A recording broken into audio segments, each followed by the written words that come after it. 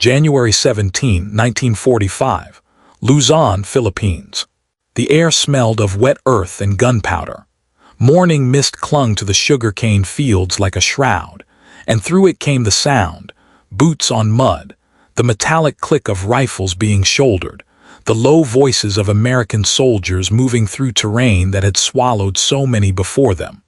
In a shallow ravine near the town of San Manuel, Private First Class Harold Watanabe of the 442nd Regimental Combat Team crouched beside a collapsed bunker, his breath visible in the pre-dawn cold.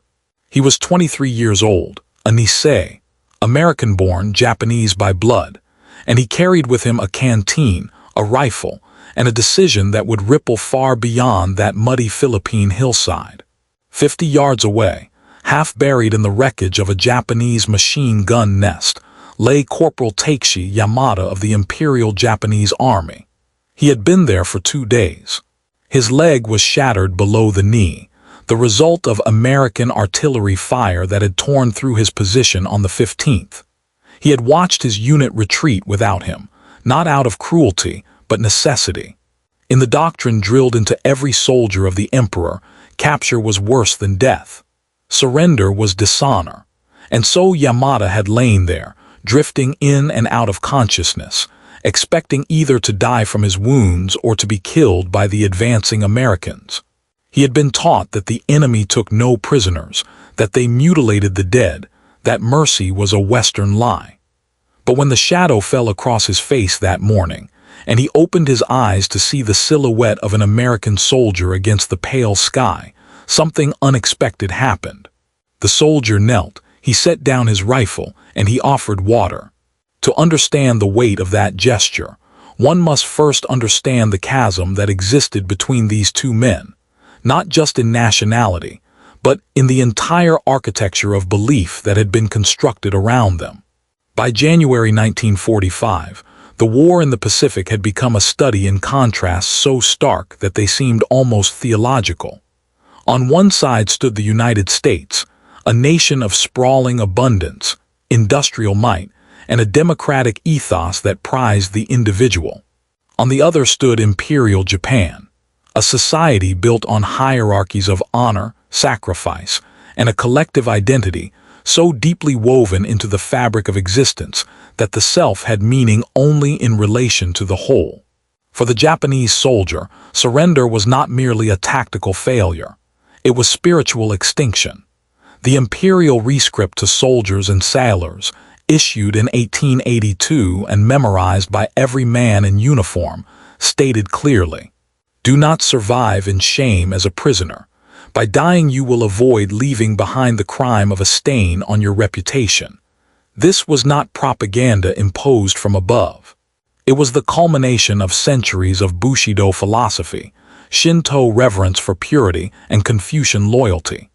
To be captured was to cease to exist in any meaningful sense, erased from family registries, mourned as dead, stripped of the very essence that made one Japanese. American soldiers, by contrast, had been raised in a culture that celebrated survival, ingenuity, and the sanctity of individual life. The Geneva Conventions were taught in basic training. Medics wore red crosses. Prisoners of war were to be treated humanely, fed, sheltered, and eventually repatriated. This was not mere idealism. It was woven into the legal and moral framework of American military conduct.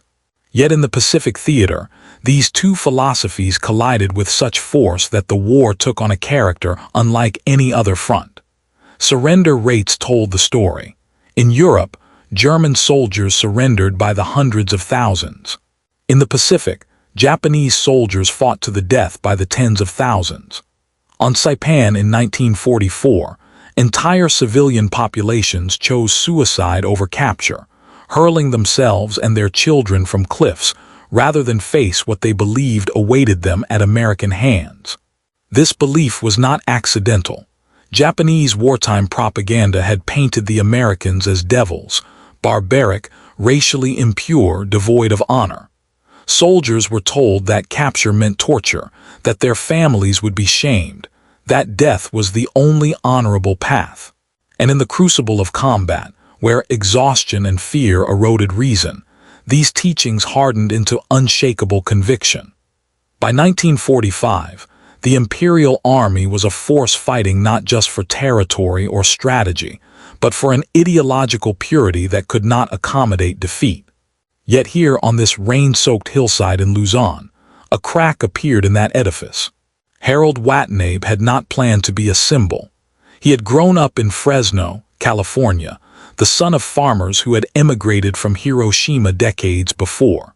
When the war began, his family, like 120,000 other Japanese Americans, had been forcibly relocated to internment camps, their loyalty questioned, their citizenship rendered hollow. But Watanabe and thousands of other Nisei had volunteered anyway, determined to prove their allegiance to a country that had imprisoned them.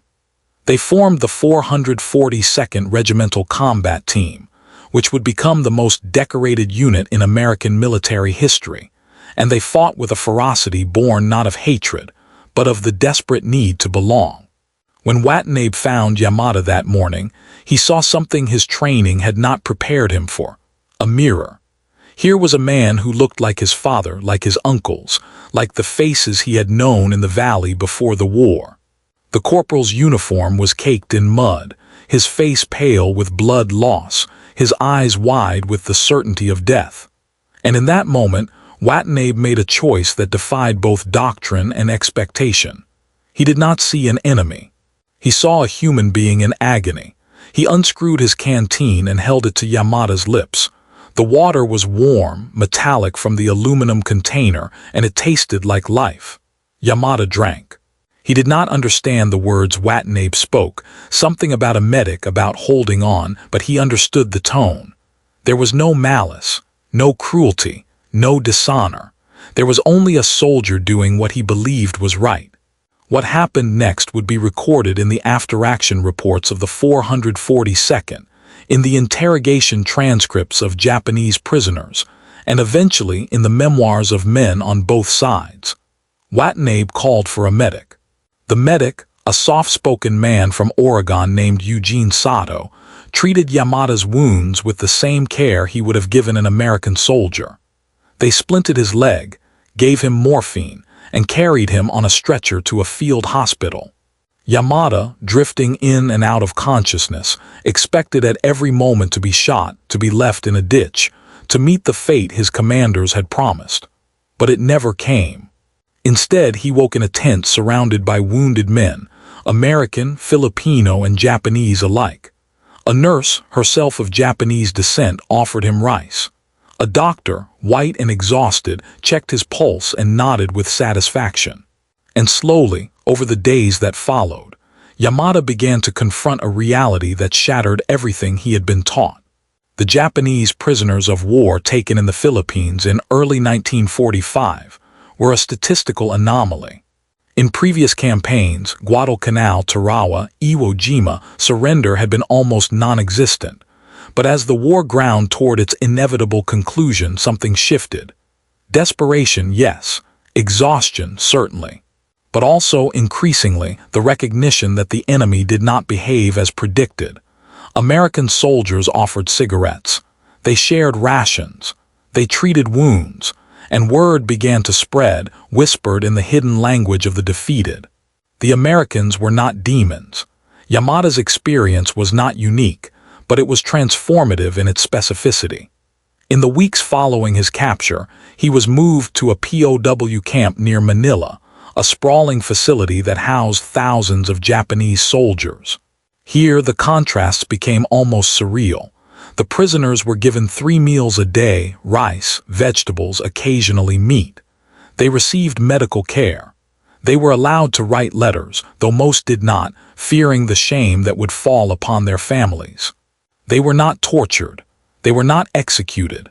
They were, in the language of the Geneva Conventions, treated as prisoners of war.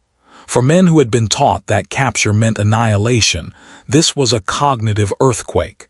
Some refused to believe it, clinging to the certainty of their indoctrination. They assumed the kindness was a trick, a prelude to betrayal. But as days turned into weeks and weeks into months, the evidence became undeniable. The Americans were sincere, and that sincerity was, in its own way, a weapon more devastating than any bomb. One object came to symbolize this shift more than any other: the chocolate bar. American soldiers carried them as part of their rations, D-rations, dense and bitter, or the more coveted Hershey bars, sweet and wrapped in brown paper. They were unremarkable to the Americans, a taste of home, a quick source of energy. But to the Japanese prisoners they were revelation. Chocolate was a luxury unknown to most. Japan, resource-starved and blockaded, had reduced its soldiers to subsistence rations: rice, dried fish, seaweed. Hunger was a constant companion, and here were the Americans, handing out chocolate as casually as one might offer a cigarette. Yamada received his first chocolate bar 3 weeks into his captivity. An American guard, a young man from Iowa with a wide smile, tossed it through the fence of the compound. Yamada held it in his hands, studying the unfamiliar wrapper, the strange English words. When he bit into it, the sweetness was almost painful. It was not just food. It was proof of abundance, of a nation so wealthy that it could afford to give away luxuries to its enemies. It was a quiet, unanswerable argument for the superiority of the American system. This was not lost on the prisoners. In the camps, debates raged, muted, careful but passionate. How could a nation fight a war and still have chocolate to spare? How could its soldiers be so well fed, so well equipped, that they could afford mercy? The Japanese military had told them that America was weak, decadent, on the verge of collapse. But the evidence suggested otherwise. The Americans were not weak.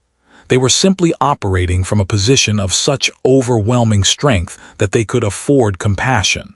The transformation was not universal. Many prisoners clung to their beliefs, convinced that the kindness was an aberration, that the true nature of the enemy would reveal itself. Some committed suicide in the camps, unable to bear the weight of their dishonor. Others retreated into silence, refusing to engage with their captors or their fellow prisoners. But for men like Yamada, the experience was a slow unraveling of certainty. He began to speak with the Nisei soldiers who served as interpreters in the camps. These men, who looked like him but spoke with American accents, who wore American uniforms but cooked Japanese rice, were living contradictions. They had been imprisoned by their own government, yet they fought for it. They were loyal to a country that had doubted their loyalty, and in their existence, Yamada saw a possibility he had never considered. That identity was not fixed, that honor could take forms his culture had not imagined, that loyalty and dissent could coexist.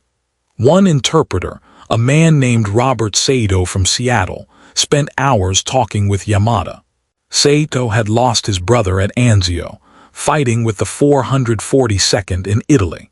He had every reason to hate the Japanese soldiers who had prolonged the war, who had caused so much suffering. But instead, he saw them as victims of a system that had used them and discarded them. He told Yamada about America, not the propaganda version, but the real, complicated place. A nation of immigrants, of contradictions, of failures and triumphs. A place where a Japanese American could be both imprisoned and honored, where democracy was messy and imperfect but fundamentally resilient. Yamada listened. He did not agree with everything, but he listened. The war ended in August 1945.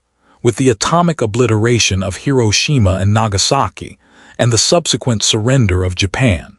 For the prisoners in the Philippine camps, the news came as both relief and agony. Relief that the killing had stopped. Agony because they now had to confront the question of return. To go back to Japan was to face a society that had declared them dead, that had no place for men who had surrendered. Many chose to stay in the camps as long as possible, delaying the inevitable. Yamada was among the last to leave. When he finally returned to Japan in late 1946, he found a country transformed. The cities were rubble. The economy was shattered. The emperor, once a living god, had renounced his divinity. And the Americans were everywhere, rebuilding, reforming, reshaping the nation in their image. The occupation was not gentle, but it was not vengeful. There were trials, yes, and executions for war criminals. But there was also food aid, medical care, and a constitution that enshrined democracy and renounced war. Yamada settled in a small village outside Osaka. He did not speak much about his experiences, and his family asked few questions. But he carried with him a memory that would not fade, the taste of water from an American canteen, offered by a soldier who had no reason to show mercy. That memory became a lens through which he understood the new Japan that was emerging. A Japan that traded Bushido for pragmatism, that embraced the abundance and individualism it had once scorned. In the decades that followed, Japan would become one of America's closest allies, a democracy that prospered under the principles it had once fought to destroy. The transformation was not simple or painless, but it was real, and at its heart were thousands of small moments like the one on that hillside in Luzon, moments when individual choices challenged collective certainties, when mercy disrupted ideology, when a canteen of water became a bridge between worlds. Harold Watanabe returned to California after the war.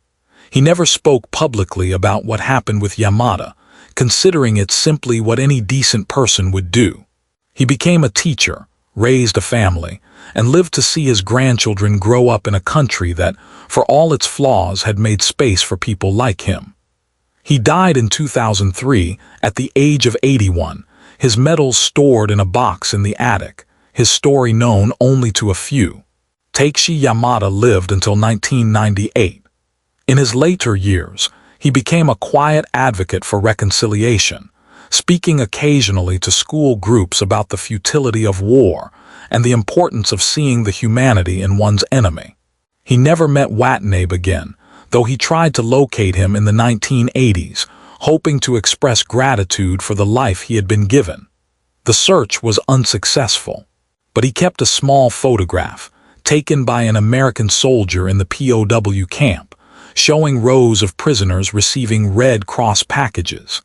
In the background, barely visible, was the figure of a Nisei interpreter. Yamada liked to believe it was Watanabe, though he could never be sure. History is built on decisions, grand strategies, political calculations, the movements of armies and the fall of empires. But it is also built on moments so small they barely register. A soldier kneeling beside an enemy, a canteen offered, a life spared. These moments do not change the outcome of battles. They do not shift the balance of power. But they change the people who experience them, and through those people, they ripple outward, touching lives and shaping futures in ways that cannot be quantified. The decision Harold Watanabe made on that January morning in 1945 was one such moment. It did not end the war.